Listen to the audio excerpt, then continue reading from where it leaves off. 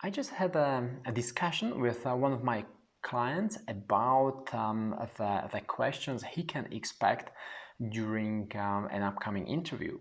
And some questions may be a little difficult, some questions may be tricky. And I was even thinking about some of my favorite interview questions. While I was the CTO, I used to ask developers, for example, what was the last thing they have learned?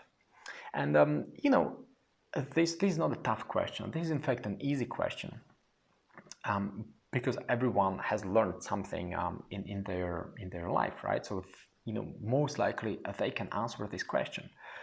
But I was looking for the time span.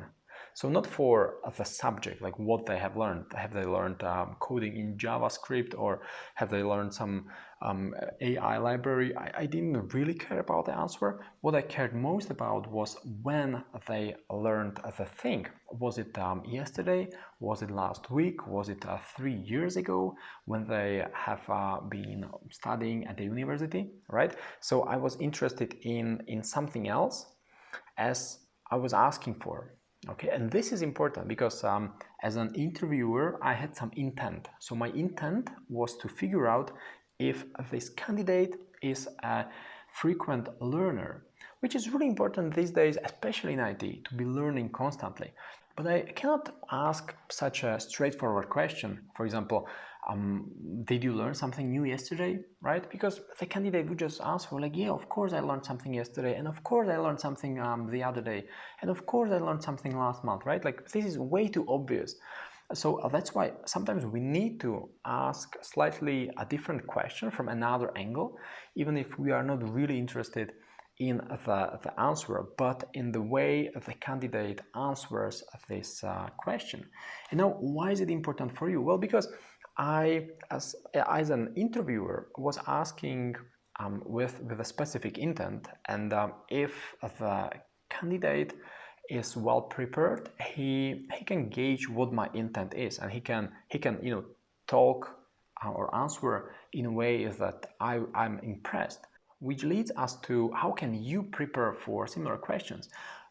So my takeaway is always think about the intent of the one who is asking questions. It could be an interviewer during an interview. It could be a colleague of yours during a business meeting.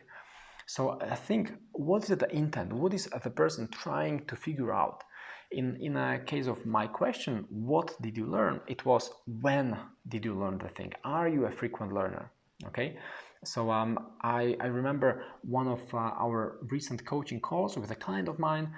He was preparing for a question, when can you start?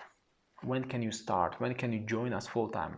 Okay, so this is a question he may expect.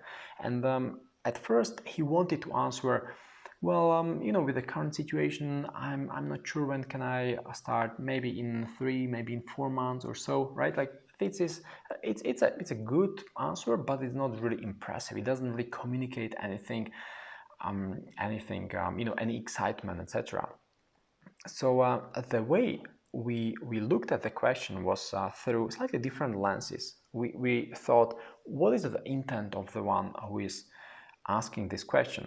Maybe the intent is to figure out if the candidate is flexible enough, or if the candidate is willing to work even remotely, or the candidate is willing to work part-time, or maybe if the candidate is excited about the job.